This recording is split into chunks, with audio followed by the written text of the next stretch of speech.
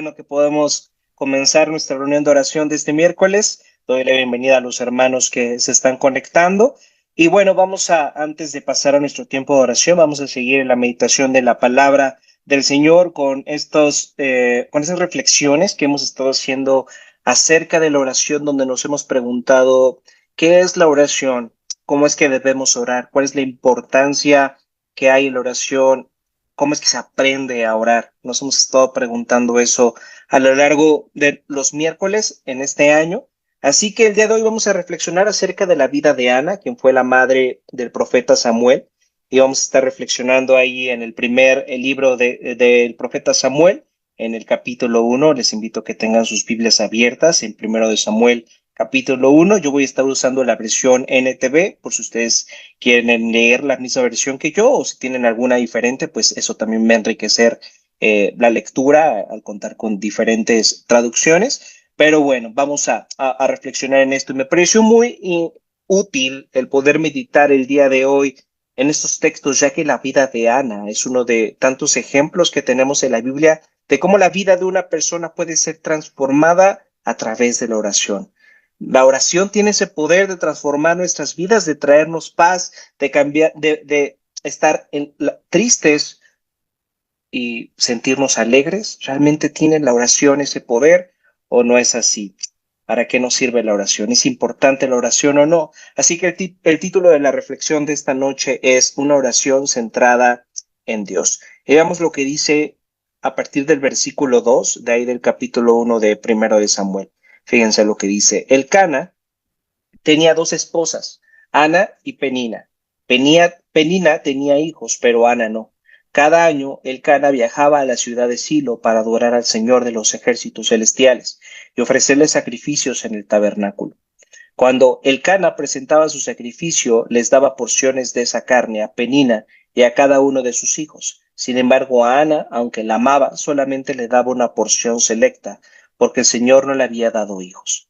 De manera que Penina se mofaba y se reía de Ana porque el Señor no le había permitido tener hijos. Año tras año sucedía lo mismo. Penina se burlaba de Ana mientras iban al tabernáculo. En cada ocasión, Ana terminaba llorando y ni siquiera quería comer. Una vez, después de comer lo que fue ofrecido como sacrificio en Silo, Ana se levantó y fue a orar. El sacerdote Elí estaba sentado en su lugar de costumbre junto a la entrada del tabernáculo. Ana, con una profunda angustia, lloraba amargamente mientras oraba al Señor. Lo que tenemos aquí es a un hombre con dos esposas, a Ana y Penina. Penina tenía muchos hijos y Ana no podía tener hijos, era estéril. Penina se burlaba de Ana por esa situación y según el texto eso le traía mucho sufrimiento a Ana, que lloraba y ni siquiera tenía ganas de comer. Aquí en el texto puedo ver dos razones principales por las cuales Ana estaba tan angustiada. La primera de ellas es que Ana era parte de un matrimonio polígamo, es decir, un hombre casado con dos o más mujeres. En este caso era un hombre casado con dos mujeres. Y esto es muy curioso porque Dios dijo desde el principio que el hombre se uniría a una sola mujer y serían una sola carne. Pero por culpa del pecado, comportamientos como la poligamia eran practicados por las personas de esa sociedad. Pero aunque estos comportamientos pecaminosos eran practicados por personas de esta sociedad, eso no significa que fueran avalados por Dios. Y siempre que tú y yo vamos en contra de la voluntad de Dios, siempre que tú y yo vamos en contra de lo que el Señor ha mandado para nuestras vidas, eso siempre traerá consecuencias. Y en cada parte de la Biblia donde se nos narra un matrimonio polígamo, todas las personas relacionadas a ese matrimonio viven una vida miserable, llena de dolor, llena de angustia, llena de sufrimiento. Esto es muy interesante porque aquí se nos dice en el texto que Elcana era un hombre que cada año llevaba a su familia a presentar sus sacrificios delante de Dios, pero al mismo tiempo desobedecía a Dios con su forma de vivir. Esto es una llamada de atención a nosotros. Tal vez estemos viviendo de una forma muy religiosa, tal vez estemos yendo los domingos a la iglesia, todos los domingos a la iglesia, tal vez estemos leyendo nuestras Biblias, tal vez nos estemos reuniendo a reuniones como estas de oración, pero a pesar de que tenemos prácticas religiosas, es posible que también hagamos convivir esas prácticas religiosas con una vida en pecado, una vida de una manera consciente en contra de la voluntad de Dios. Es muy difícil esto, el vivir conforme a lo que decimos creer. Normalmente tenemos este deseo, esta tendencia de llevar una doble vida, una vida el domingo y otra vida durante la semana. Pero a lo que nos está llamando el Señor es vivir una vida integral durante todos nuestros días, confiando en Él y viviendo en gratitud a lo que Él ha hecho por nosotros. La segunda razón que veo aquí es que Ana está muy angustiada porque no puede tener hijos, porque es estéril.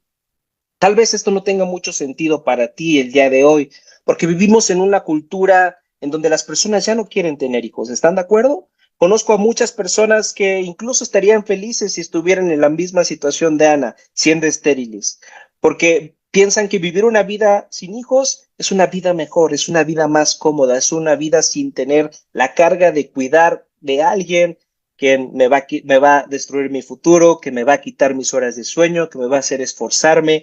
Lo ven como un sacrificio imposible de hacer en este tiempo.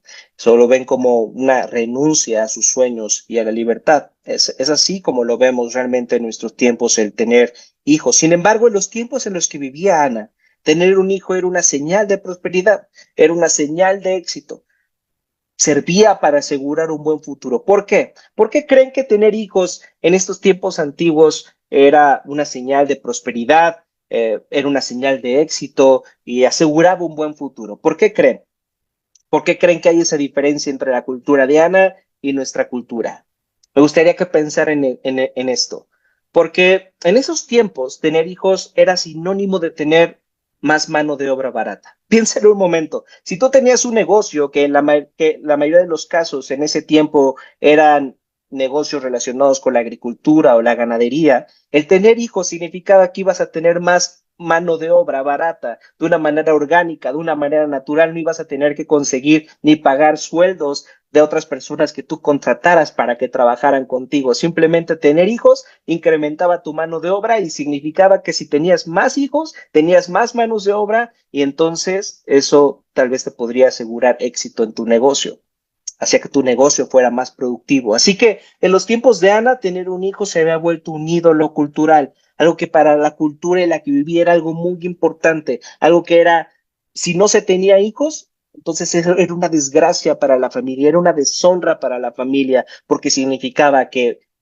iba a venir la pobreza a esa familia y significaba que ese nombre, no, ese apellido no iba a durar de generación tras generación. Fíjense la diferencia entre la cultura de Ana y nuestra cultura. Ahora tener hijos es una carga, en ese tiempo tener hijos era un sinónimo de prosperidad. Entonces, las burlas de Penina, las burlas que le hacía Penina a Ana, representaban realmente los ídolos culturales que Ana no podía cumplir. Pero hay otra voz alrededor de Ana que me parece muy interesante mencionar. Me refiero a la voz del esposo de Ana. Fíjense lo que le dice en el versículo 8. Dice, ¿por qué lloras, Ana? Le preguntaba Elcana, su esposo. ¿Por qué no comes? ¿Por qué estás tan desanimada? ¿Solo por no tener hijos? Me tienes a mí. ¿Acaso no es mejor tenerme a mí que tener a 10 hijos? Fíjense, en versículos anteriores vimos cómo el Cana, el esposo de Ana, le da una porción selecta de carne porque la amaba, y ahora en estos versículos le recuerda eso. El Cana le ofrece a Ana ser su salvador, que aquellas esperanzas que ella había perdido por no tener un hijo, ahora las direccionara al hecho de tenerlo a él como su esposo. Lo que prácticamente le está diciendo el Cana es, Penina podría tener muchos hijos, Ana, pero yo a quien realmente amo es a ti. Este amor tendría que ser suficiente para ti. Para mí eres hermosa, eres la mejor. Y eso tendría que bastarte, Ana. ¿Por qué estás tan triste? ¿Y acaso esto que le está ofreciendo el Cana a Ana no es lo que muchas personas desean? Encontrar el amor romántico ideal, casarse y ser felices para siempre. Muchas películas terminan con este tipo de final feliz y no es una casualidad. Todas estas historias terminan así porque reflejan los deseos de nuestro corazón. Por eso a muchas personas les encanta ver estas películas que terminan con estos finales felices. Todos queremos encontrar a alguien que nos salve con su amor, alguien que nos acepte a pesar de quienes somos, alguien que nos conozca profundamente y aunque nos conozca profundamente, aún así decida voluntariamente amarnos. Todos esperamos encontrarnos a alguien que pueda cambiarnos con su amor. Sin embargo, me llama mucho la atención que no tengamos la respuesta de Ana a esta propuesta de Elcano. En este momento, ella se dio cuenta que no era suficiente el cumplir con los ídolos culturales, como el tener hijos o el ser amada por su esposo. Se dio cuenta de que necesitaba de algo más. Así que ella tomó la decisión más valiente y radical que pueda tomar una persona. Ella se levantó y oró. Ella dijo, no voy a dejar que estas voces alrededor de mí me controlen y me quiten la alegría. Entonces se levantó y oró delante del Señor, derramó su corazón delante del Señor, tanto que el profeta Elías pensaba que estaba borracha. Imagínense cómo se estaba comportando Ana en esa oración.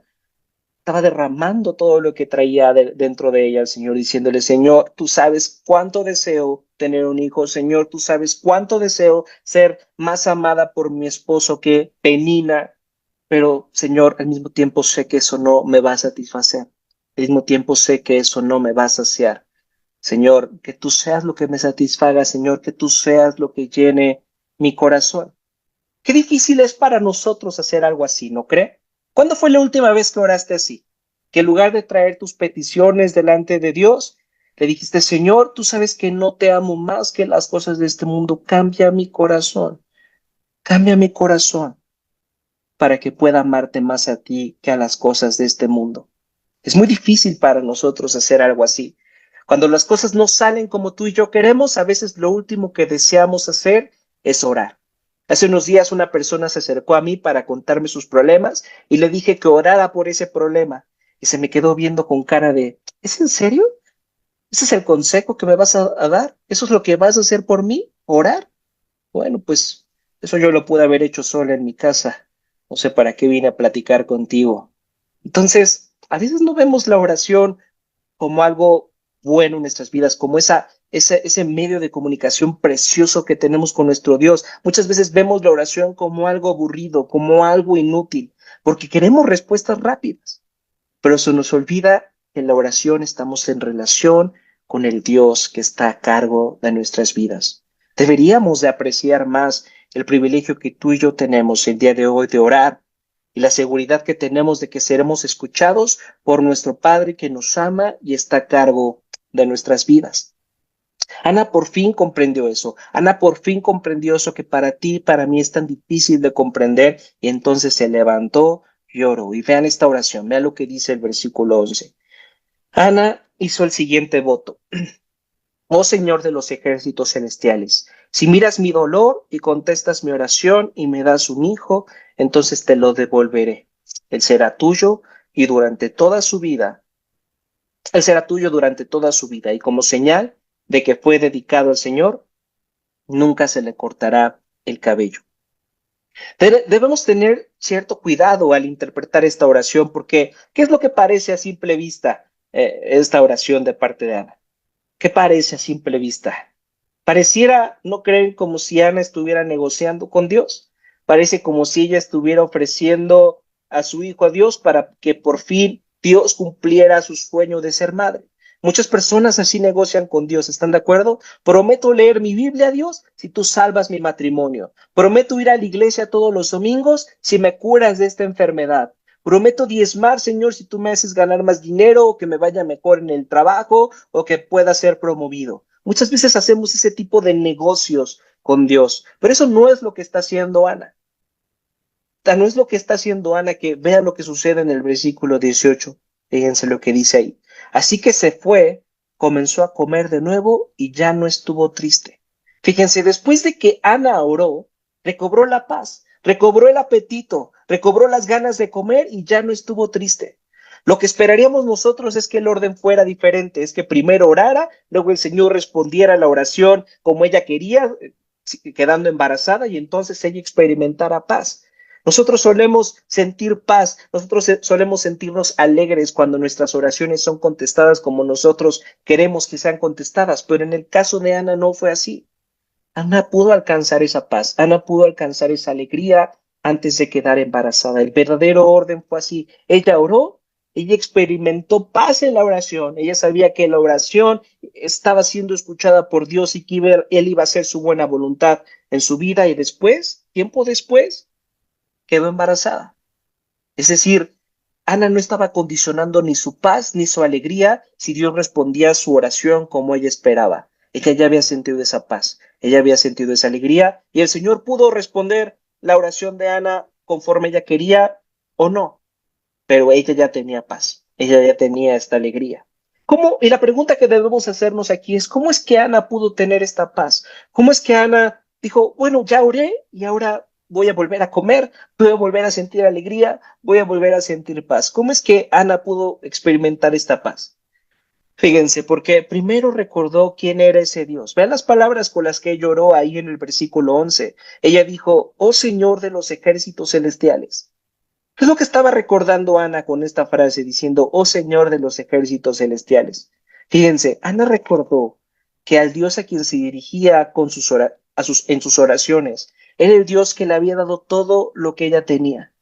Era el Dios que había dirigido a la nación de Israel a ganar batallas y que todas las bendiciones que ella ahora tenía provenían de él. Fíjense, estaba recordando que a pesar de su infidelidad, a pesar de que su corazón deseaba más tener un hijo que amar a Dios, que le llenaba mucho más esa idea de tener un hijo que la idea de que era una hija de Dios, a pesar de que ella sabía su fidelidad, ella era consciente de su incredulidad, sabía que Dios no quería vengarse de ella, que Dios quería ofrecerle su misericordia, su perdón y su amor. Entonces estaba recordando esto con esta frase, oh Señor de los ejércitos celestiales, tú eres el que ha peleado por nosotros, tú eres el que nos ha mostrado su misericordia, tú eres el que nos ha salvado a pesar de quienes somos, a pesar de que no te consideramos siempre, a pesar de que tu amor no nos llena y no nos satisface. Y después dijo, si miras mi dolor y contestas mi oración y me das un hijo,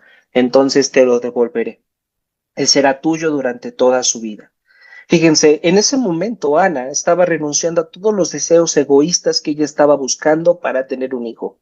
Ese niño que el Señor le daría no sería para ella, sino que sería para Dios. Podríamos parafrasear su oración de esta manera, Señor, todo el tiempo he querido tener ese hijo para mí. Tú lo sabes. Tú sabes que todo el tiempo he querido tener ese hijo para mí. Pero ahora, aún quiero seguir teniendo ese hijo, aún quiero tener esta bendición de tener un hijo, pero ya no quiero que ese hijo sea para mí, sino que ese hijo va a ser para ti. Se va a dedicar toda su vida a ti. Fíjense en esto. Ana recordó la promesa que Dios le había hecho a Abraham, que a través de su descendencia, que a través de la descendencia de Abraham, Dios bendeciría a todas las naciones de la tierra. ¿Están de acuerdo que esa fue la promesa que Dios le dio a Abraham? Eh, entonces, ¿cómo es que Dios bendeciría al mundo de acuerdo a esta promesa que le está dando a Abraham? A través de la descendencia de los israelitas, a través de que los israelitas se casaran, tuvieran hijos, fructificaran este mundo y a través de sus hijos Dios bendeciría a todas las naciones porque la nación israelita era una nación diferente a todas las demás naciones y ellos ya no deberían de buscar simplemente su bienestar, sino también deberían de buscar el bienestar de las sociedades a su alrededor. Eso es la forma en la que Dios estaría bendiciendo el mundo a través de los israelitas.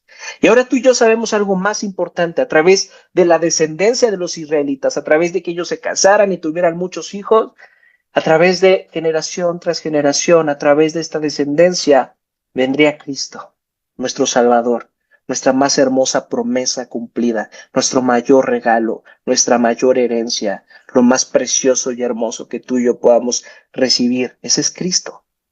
Entonces, en ese momento Ana comprendió que la vida no se trataba de sus planes ni de sus sueños, sino que la vida se trataba de los planes y de los sueños que Dios tenía para ella y tenía para el mundo. El hijo que ella tendría serviría para que Dios siguiera con su plan de redención, con su plan de salvar al mundo, y de su vientre nació el profeta Samuel. Y tú y yo sabemos la importancia que tuvo este profeta para la vida, para la historia del pueblo de Israel. Vean lo que dice el versículo 20. En su debido tiempo dio a luz un hijo a quien le puso por nombre Samuel, porque dijo, se lo pedí al Señor. Hermanos, tenemos un Padre que nos escucha y actúa a su debido tiempo. No nos desanimemos a orar. Oremos para que Dios alinee nuestra voluntad a la suya, para que lo que nosotros anhelamos, para que lo que nosotros queremos, para que nuestros planes estén conforme a los planes de Dios. Y hoy es un buen momento para preguntarnos, ¿cómo es que estamos orando? ¿Acaso nuestras oraciones están llenas de nuestros planes y de nuestros sueños egoístas? ¿Estamos pidiendo como piden los no cristianos? ¿Estás pidiendo por salud, por dinero, por amor? Eso es lo que también piden los no cristianos. Ellos también quieren salud, dinero y amor. ¿Estás pidiendo como ellos? ¿Pero para qué quieres esta salud? ¿Para qué quieres más dinero? ¿Para qué quieres casarte? ¿Para qué quieres tener hijos? ¿Para seguir con tus planes egoístas? Para que a través de tu vida, para que a través de tu trabajo, para que a través de tu matrimonio, para que a través de tu familia, tus hijos, puedas seguir los planes de Dios de bendecir a las personas a través de nuestras vidas. Hoy es un buen día para preguntarnos eso. ¿Para qué queremos todo lo que le pedimos a Dios en oración? ¿Para cumplir nuestros planes egoístas o para sumarnos a los planes y a la voluntad y a la misión que Dios tiene para este mundo de conocer las verdades del Evangelio y bendecir a las personas a través de recordar lo que Cristo ha hecho por nosotros y vivir de esta forma en beneficio de los demás? A través de la vida de Ana podemos entender que Dios usa el sufrimiento y el sacrificio de una persona para bendecir y salvar a otras. Y podemos decir, wow, qué mujer, Ana, qué valor, qué sacrificio. Sin embargo, hubo alguien que experimentó un mayor sufrimiento, un mayor sacrificio que el de Ana. Hubo alguien que sin merecerlo se sacrificó para poder bendecirnos. Hubo alguien que no oró para que se hiciera su voluntad, sino para que se cumpliera la voluntad de Dios. Ustedes ya saben a quién me refiero. Me refiero a Cristo. Cristo en la cruz experimentó el sufrimiento, el dolor, el castigo, el peso de la ira de Dios que nosotros merecíamos. Y gracias a que nuestros pecados fueron puestos en Él, gracias a que nuestra desgracia fue puesta en Él, es que tú y yo podemos ser salvados. Es que tú y yo podemos acercarnos en oración ante un Dios que nos escucha y está atento a nuestras peticiones y responde conforme a su buena voluntad. Ana no sabía cómo su sufrimiento iba a bendecir a otras personas, pero confió en Él, tuvo paz, sintió alegría.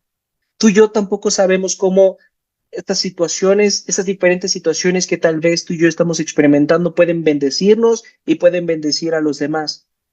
Pero al igual que Ana, podemos acercarnos en oración en Él, confiar en Él, descansar en Él y tener una paz que está más allá de cualquier entendimiento. Las cosas a nuestro alrededor no nos dicen que podemos tener paz. Las cosas a nuestro alrededor nos dicen que hay guerras, que hay violencia, que hay injusticias, que hay pobreza, que hay gente vulnerada siendo violentada, hay enfermedades, hay deseos insatisfechos, hay dolor en nuestro corazón por el mundo quebrantado en el que vivimos. Las circunstancias a nuestro alrededor nos dicen que no tenemos que tener paz, pero a través de la oración estamos llamados a experimentar esta paz que está más allá de nuestro entendimiento al descansar en nuestro buen Padre, en su buena voluntad. ¿Cómo es que tú y yo podemos confiar? ¿Cómo es que tú y yo podemos alcanzar esta paz que experimentó Ana? La respuesta es porque tú y yo tenemos la cruz.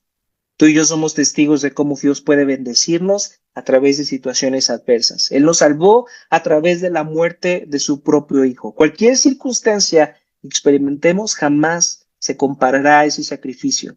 Así que podemos confiar en Él. Así que podemos levantarnos como Ana y orar a Él. Me gustaría decir una cosa más, ya para terminar. ¿Recuerdan esas palabras del Cana? ¿Recuerdan lo que le dijo el Cana a Ana? ¿Por qué estás tan triste, Ana? ¿Acaso mi amor no es mejor que el de 10 hijos? Desde luego que Ana estuvo bien al rechazar la invitación del Cana de hallar su salvación y su consuelo en el amor de su esposo. Sin embargo, gracias al sacrificio de Cristo, él puede convertirse en ese esposo en el cual sí podemos hallar nuestro consuelo, en el cual sí podemos hallar nuestra salvación. Puede convertirse en ese esposo donde podemos basar nuestra identidad. ¿No es el amor de Cristo mejor que el de 10 hijos? ¿No es su amor mejor que nuestra salud? ¿No es su amor mejor que cualquier otra relación romántica? ¿No es mejor su amor que los ceros en el banco? ¿No es mejor su amor que cualquier otra cosa?